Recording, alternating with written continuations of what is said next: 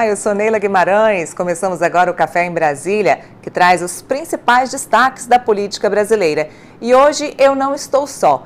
Quem participa comigo é o repórter Alan Rios e o deputado Gabriel Magno, do PT aqui do Distrito Federal, que vem falar sobre como foi o depoimento do ex-ajudante de ordens Mauro Cid, à CPI dos atos antidemocráticos da Câmara Legislativa do Distrito Federal. Primeiramente, muito obrigada pela participação de vocês.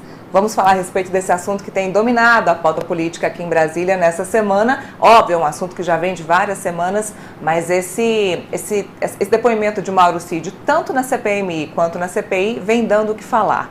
Então eu passo para você, Alan, passo a bola para você que cobre Câmara Legislativa aqui em Brasília. Quais são os pontos que você acha pontos nevrálgicos desse depoimento, principalmente de ontem, aqui na Câmara Legislativa do DF? Boa tarde, Neila. Obrigado a todos que estão nos assistindo. Obrigado pela presença, Gabriel. Então, a CPI dos atos antidemocráticos aqui na Câmara Legislativa, ela tem se dividido em depoimentos que buscam vários campos de ação. A gente tem aqueles depoimentos que vão pelo lado do planejamento, que são os depoimentos das pessoas, por exemplo, que foram da Secretaria de Segurança Pública. A gente tem os depoimentos das pessoas que estiveram em campo pela Segurança Pública do DF no 8 de janeiro, como foi o caso dos policiais. E a gente tem também financiadores, pessoas que foram condenadas por tentativa de ataque à bomba, e temos pessoas que foram daquele campo ali mais voltado para o Exército. Ou seja, a gente tem todo aquele questionamento de quem instigou tudo isso, de quem fez tudo isso acontecer por meio de ou palavras ou omissões. E nesse contexto todo a gente teve o último depoimento, que foi o depoimento de Mauro Cid. Depoimento que já chegou com uma expectativa muito grande e no final Mauro Cid usou do direito do silêncio, ele preferiu não falar. Então, deputado, eu queria começar falando um pouco sobre isso, né? Nesse tipo de depoimento em que um depoente chega lá garantindo o direito de silêncio, qual a estratégia, como que vocês conseguem colher informações daquele caso? É por meio de documentos, é por meio de requerimentos de quebra de sigilo bancário? Bom, primeiro, boa tarde, Alan, boa tarde, Neila, que nos assiste aqui na Metrópolis, no Café em Brasília. Bom, de fato a CPI, é importante esse relato, porque está no escopo da CPI investigar os atos preparatórios e os atos executórios do dia 12 de dezembro e dia 8 de janeiro. Então, ela é abrangente para isso, por isso que é importante também escutar setores das Forças Armadas, do Exército, nós estamos convocando agora também o hacker, porque nós estamos chegando numa conclusão de que o que aconteceu no dia 8 foi uma tentativa de golpe de Estado e ela teve um planejamento. Ela não começou no dia 8, não foi fruto do acaso, de uma série de coincidências, ela foi planejada, foi organizada e tem a ver com um processo de ataque ao sistema eleitoral brasileiro que começa no governo desse presidente da República. No caso do depoimento de ontem, né, do Mauro Cid, a gente tinha uma expectativa que ele pudesse falar, até porque com a mudança do advogado chegou a indicar que era possível ter uma mudança também do comportamento do Mauro Cid na CPMI, no Congresso Nacional e na CPI. Ele não usou, ele acabou usando do mesmo artifício, né, do que usou lá no Congresso Nacional. E aí, obviamente, a gente faz uma preparação nessas duas linhas. Tem documentos que a CPI tem acesso das investigações, das quebras, que ajuda a gente também a caminhar ali, cercando um pouco das informações que são importantes ser obtidas, mas o silêncio também fala muito, né? Então, teve questões que acho que foram importantes colocadas, que a própria não resposta do Mauro Cid mostra e sinaliza, né, algumas linhas de investigação importantes. Para nós, o depoimento dele ontem, apesar de não falar nada, vai ter a intervenção sempre do advogado, e o advogado chegou a falar algumas questões que dão a entender essas linhas. Primeiro, quando ele é questionado pelo presidente da CPI, o Chico Vigilante, que ele estava na condição de testemunha ali, né, e não de investigado, não de condenado. O advogado, ele questionou essa afirmação, o deputado Chico Vigilante apresentou a documentação e o advogado respondeu, nós vamos questionar o próprio Supremo.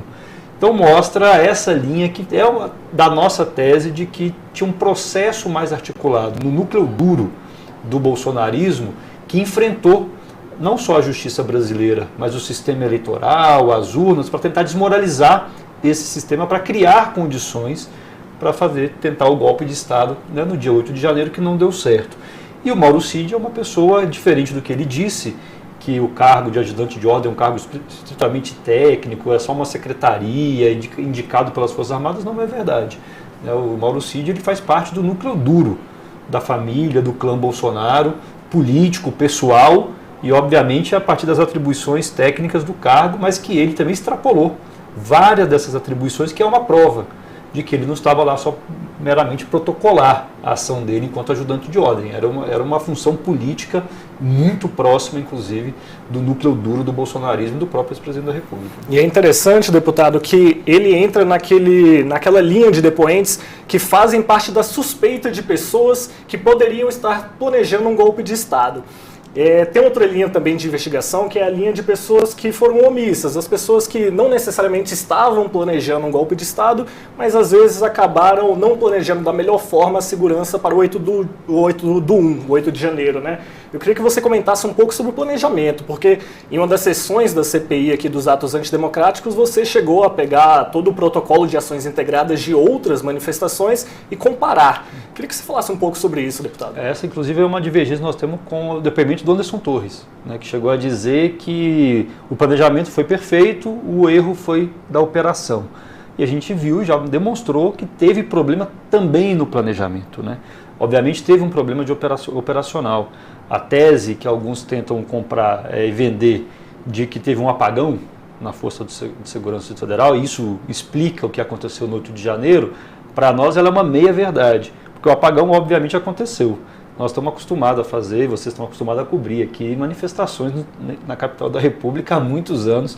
Eu venho de uma trajetória do movimento social, do movimento sindical, já fiz vários atos nessa cidade e é impossível entrar na Praça dos Três Poderes se as forças de segurança não permitirem.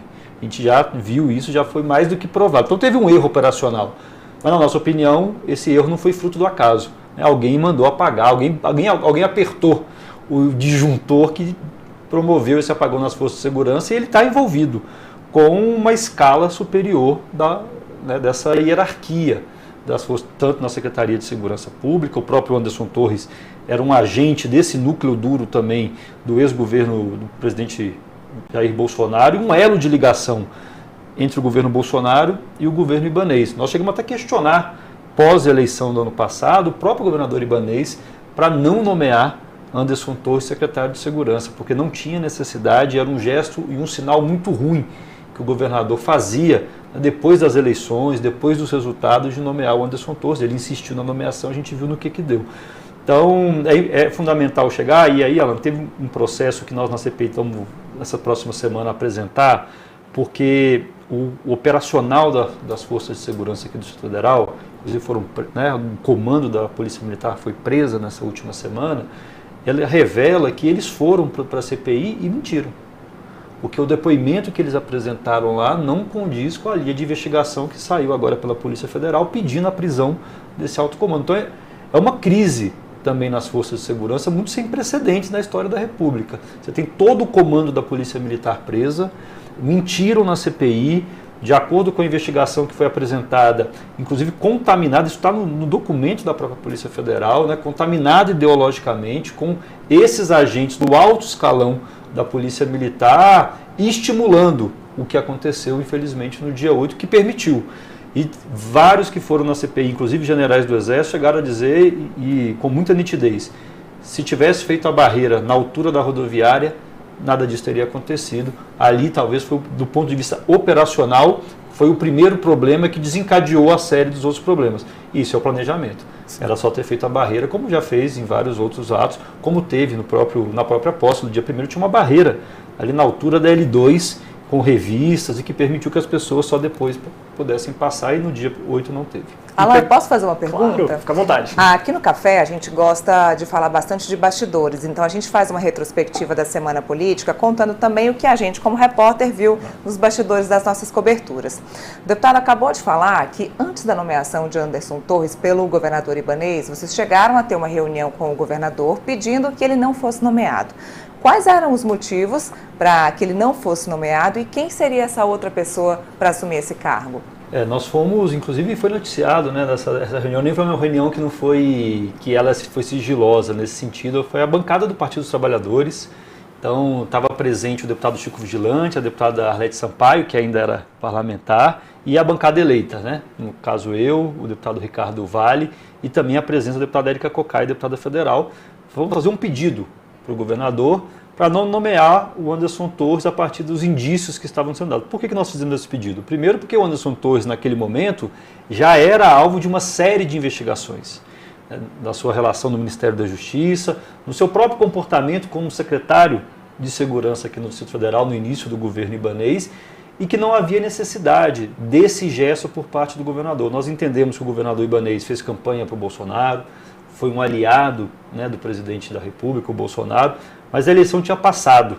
E o momento, na nossa opinião, também era um momento de mais unidade, de repactuação política da capital federal, e esse era um gesto de uma negação dessa disponibilidade do governo do Distrito Federal de diálogo com o novo governo federal que se iniciava, tanto pelas todos os indícios do Anderson Torres já sendo investigado e pelo que ele representa, e o que ele representava pelo próprio bolsonarismo. Como aliado do... Né, um aliado muito próximo, não qualquer aliado, ministro da Justiça, né, várias, inclusive, notícias, né, feitas pela imprensa, daí ele negou também, mentiu na CPI, mas que a imprensa noticiou, ele era um articulador político desse campo, inclusive aqui em Brasília. Não foi candidato, mas tinha isso no radar, ele articulou vários partidos da base do bolsonarismo para apoiar o governador ibanês, então era um gesto muito ruim. Agora, na condição, né, de uma bancada de oposição, nós também não indicamos nenhuma, né, não fizemos nenhuma indicação, acho que não caberia à bancada do PT, na condição de oposição, fazer indicações, né, para a composição do governo ibanês. É a legitimidade dele de fazer. O que nós pedimos era para não fazer, porque significava um gesto muito ruim, e a gente estava muito preocupado com essa indicação, porque naquele momento os acampamentos já existiam. E o Ministério da Justiça também tratou, né, esses acampamentos de maneira muito frágil, o que a gente está comprovando agora com a CPI, com as investigações, que o que aconteceu no dia 8 de janeiro também estava conectado com os acampamentos no quartel-general. O Alan explicou muito bem, a CPI aqui da Câmara Legislativa, ela investiga dois momentos, o momento da criação desses acampamentos e de como esses acampamentos se davam, se mantinham ali, e também depois o momento da invasão aqui da esplanada dos ministérios.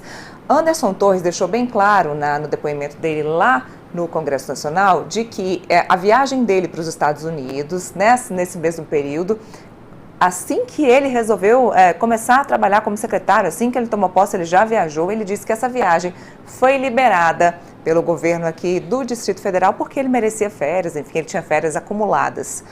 Esse foi um dos maiores problemas, certo? E vou emendar com que é o problema do planejamento. Que é o problema do planejamento. Eu vou emendar com outra pergunta. No dia 6 de janeiro, sexta-feira pela manhã, ou seja, 2 dias antes das invasões que a gente viu aqui na nossa capital, o Anderson Torres, antes de viajar, ele assina o protocolo de ações integradas, né? Então eu queria que você falasse um pouco dos problemas desse protocolo, que ele chamou de perfeito, e dessa viagem do Anderson Torres.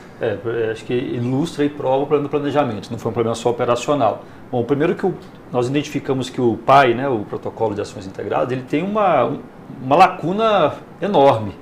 Quando a gente compara todos os outros PAIs, os últimos, né, do governo ibanês, inclusive alguns sobre a gestão do próprio Anderson Torres, à frente da Secretaria de Segurança, todos eles constam o que está no regimento da Polícia Militar, está em vários documentos, que é a análise de risco das manifestações, que ela é calculada pela capacidade destrutiva e também pelo número de pessoas, né? Então, assim, qual que é o tema? A manifestação está sendo chamada com qual pauta e qual a capacidade de mobilização, e a Polícia Militar, a Secretaria de Segurança Pública faz uma classificação de risco para, a partir dessa classificação de risco, identificar quais a estrutura vai estar mobilizada. E nesse PAI não aparece a classificação de risco. Então nós comparamos, por exemplo, no congresso da UBS, estudantes secundaristas, que foi aqui em Brasília, teve uma manifestação no meio do congresso contra a reforma do novo ensino médio. A classificação de risco estava lá presente, como uma classificação alta de risco. Parada LGBTQIA+, né, que acontece todos os anos na cidade, obviamente tem muitas pessoas, mas sem um risco, tanto ao patrimônio, né, ou à própria integridade dos poderes, também com classificação de risco, de média para alta. Então, marcha da maconha, então a gente foi colocando e fizemos esse levantamento, e esse é uma lacuna fundamental, porque se você não coloca no planejamento qual é a análise de risco que a Secretaria faz, como você prepara o operacional para aquele ato se não tem análise de risco da inteligência ou de quem planeja as manifestações? E essa não é uma prática comum, né? A prática comum é constar a análise de risco. Uma outra lacuna importante que ficou também comprovado é o alerta para a tropa de prontidão ou ficando em casa. Então, também é uma diferença. Que é a questão da prontidão ou sobreaviso. Ou sobreaviso. Né? Então, também é uma diferença que o próprio planejamento erra, porque não é comum, e foi dito na CPI por várias pessoas, que nesse tipo de evento, nesse tipo de cobertura de mobilização, o correto é ficar de prontidão e não de sobreaviso, que você garante a tropa de prontidão no quartel, né, e é mais rápido de chegar.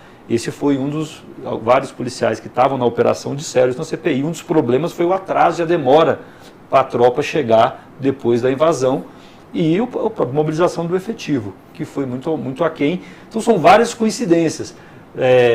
São os 200 policiais que estavam, que são estudantes, né? Então a gente também questiona se isso era o padrão para outras manifestações. Foi dito pelo responsável do operacional que até a munição acabou.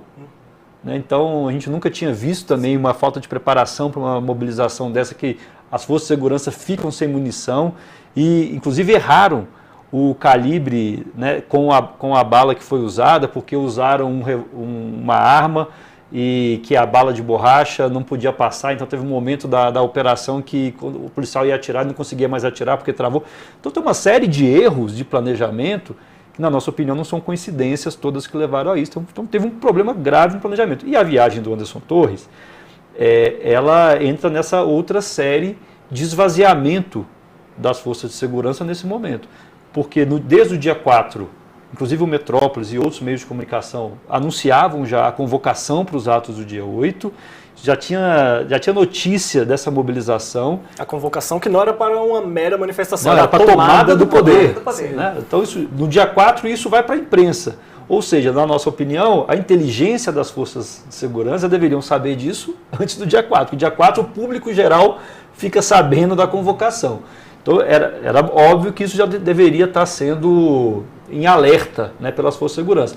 Então, mesmo que as forças... dia 4 a gente descobre que está sendo convocada a mobilização para a tomada do poder, você espera que da autoridade responsável pela segurança pública da cidade, ela fique para resolver uma tentativa de golpe de Estado. Porque a tentativa do golpe de Estado não é uma narrativa. Não é nós que estamos dizendo que foi o que aconteceu. Foi a convocação dos atos, estava expresso, está escrito. Ir para Brasília para tomar o poder, né? Tentativa de um golpe de Estado. Então tem muitas fragilidades no depoimento também do próprio Anderson Torres, que não consegue explicar o motivo da viagem.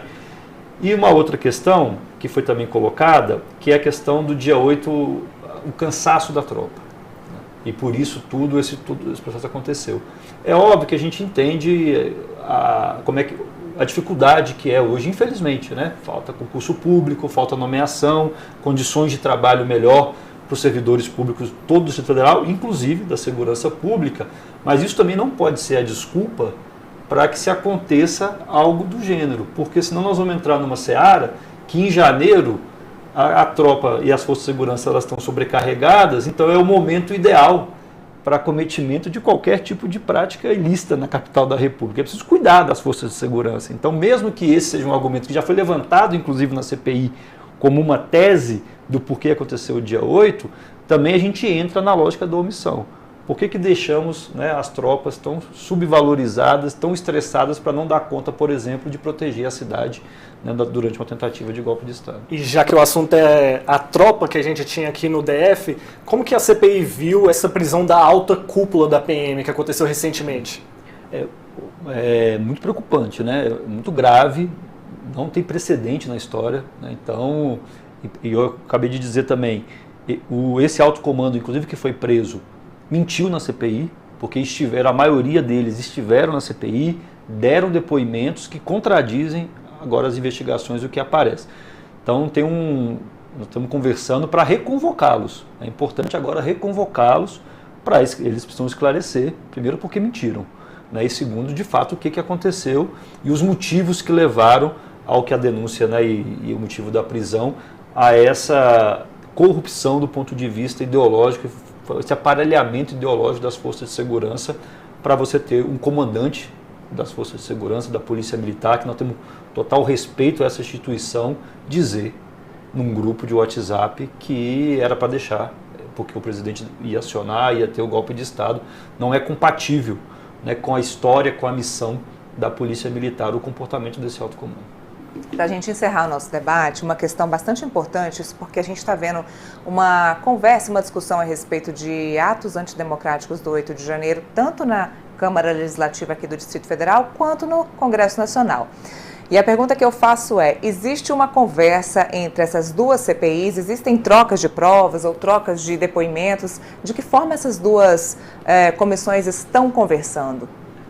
O presidente da CPI na Câmara Legislativa, o deputado Chico Vigilante, acho que ele tem cumprido um papel muito importante, né, com muita seriedade, e ele tem buscado fazer essas articulações com a CPMI do Congresso e também com as investigações que correm hoje no Supremo Tribunal Federal. É óbvio que a CPMI do Congresso a gente tem visto que ela é mais confusa, né, pela quantidade de parlamentares, pela disputa estar mais ali quente, a disputa entre oposição e base do governo federal. A gente chama de palanque, deputado. Tem isso, então, nosso entendimento é que a CPI da Câmara Legislativa ela tem conseguido avançar mais em questões mais pontuais que ajudam muito no processo da investigação. Agora, a nossa CPI também começou antes, então isso nos deu um tempo à frente desse processo e a CPMI começou também agora num ritmo muito acelerado. Vários depoimentos por semana. Então a gente está entrando num período que os depoimentos estão até ficando casados, né? Você tem um depoente que vai na CPI, no dia seguinte está na CPMI, ou vice-versa. E isso ajuda nessa interlocução, né? Porque quando um depoente vai primeiro no Congresso Nacional, na CPMI, a gente tem buscado informação com os parlamentares que estão lá presentes, que fizeram perguntas, para também ajustar e entender como nós vamos nos posicionar no nosso depoimento aqui, porque às vezes lá já tem um indício, nós fizemos uma pergunta aqui, ele respondeu mais ou menos, podíamos, né, focar nisso, porque daqui pode sair alguma linha de investigação. Então a gente tem feito essa conversa também com parlamentares da bancada e temos pedido, né, o presidente Chico tem feito requerimentos dessas informações dos documentos que eles estão levando lá. Eu acredito que nós vamos ter um relatório na nossa CPI bastante robusto, com muita informação e que vai levar para a responsabilização também daqueles que foram culpados. Ótimo. A minha última pergunta seria a respeito dos próximos passos da CPI aqui da Câmara Legislativa, mas eu vou pedir para o Alan para completar essa minha pergunta, se você tiver algum outro questionamento, para a gente finalizar a nossa conversa. A CPI agora aprovou a prorrogação de mais tempo para os trabalhos das investigações, né? Então eu queria falar um pouco sobre esse próximo passo da CPI e a conclusão do relatório possível, porque pensando em quem está do outro lado nos assistindo, as pessoas sempre perguntam, tá, mas vai dar em alguma coisa? A CPI vai punir os responsáveis? Então qual o recado que a gente pode dar para a população? Bom, primeiro eu acho que a CPI já cumpriu um papel importante, eu falo que é um papel pedagógico, porque as investigações correm em segredo de justiça no Supremo Tribunal Federal e elas estão muito avançadas, estão indiciando as pessoas, né, estão prendendo muitas pessoas. E a CPI ela trouxe esse debate para a população, porque ele é importante também, porque não é possível e não podemos minimizar o que aconteceu no dia 8 de janeiro. Foi uma tentativa de golpe de Estado. Está em jogo talvez o maior valor da nossa sociedade, que é a democracia, né, que é o respeito à Constituição de 88. E isso não pode ser em momento nenhum relativizado ou minimizado. Então, para mim, a CPI já cumpre um papel muito importante, que é trazer esse debate para o público, discutir isso com a população, para a gente se apropriar do quão importante é a democracia, quanto importante são os poderes da República. Eu acho que esse é o maior legado que essa CPI vai dar. E eu estou muito confiante que com essa prorrogação nós vamos também conseguir caminhar para um relatório que indicie, né, que apresente também soluções para responsabilizar aqueles que participaram das atividades, que eu repito aqui para quem está no destino, são culpados. Porque só me permite só um parêntese, claro. O ministro o Alexandre de Moraes fez uma fala uma vez com os membros da CPI, que é usado muito por alguns de maneira indevida, que tinha muita gente presente que era inocente útil. Mas a expressão, na minha opinião, foi indevida porque não são inocentes. O próprio Alexandre de Moraes disse, inocente útil não quer dizer que as pessoas são inocentes, elas são culpadas. Só que talvez foram para lá com uma outra razão, mas cometeram crime. Então, de responsabilizar aqueles que participaram dos atos, aqueles que planejaram, aqueles que financiaram e aqueles que por alguma maneira se omitiram, né, no caso do poder público principalmente, que tinha uma tarefa e não cumpriu. Então, eu tenho muita confiança que esse relatório, o próprio relator da CPI chegou a dizer publicamente que está agora, a partir da prisão também do comando da Polícia Militar, o relatório vai ter que caminhar para uma outra linha, que mostra e sinaliza que é a linha do relatório, a gente espera que seja, então vamos ajudar na construção, um relatório que leve ao indiciamento daqueles que, né, têm responsabilidade sobre, infelizmente, o que aconteceu na capital desse país. Maravilha, deputado Gabriel Magro, muito obrigada pela sua presença, por explicar aqui para a audiência do Metrópolis como está o funcionamento e como vai ser o andamento daqui para frente da CPI que investiga os atos golpistas aqui da Esplanada dos Ministérios. Muito obrigada mesmo. Obrigado, Neila, obrigado, Alain. E só parabenizar o Metrópolis, tem me ajudado muito também, não só nas investigações, mas nesse papel, né, de levar para a população aquilo que está sendo feito. Então, parabenizo aqui, não só o Alain que está lá todos os dias, Alain, mas toda a equipe do Metrópolis. Muito obrigada, agradeço ao Alain também.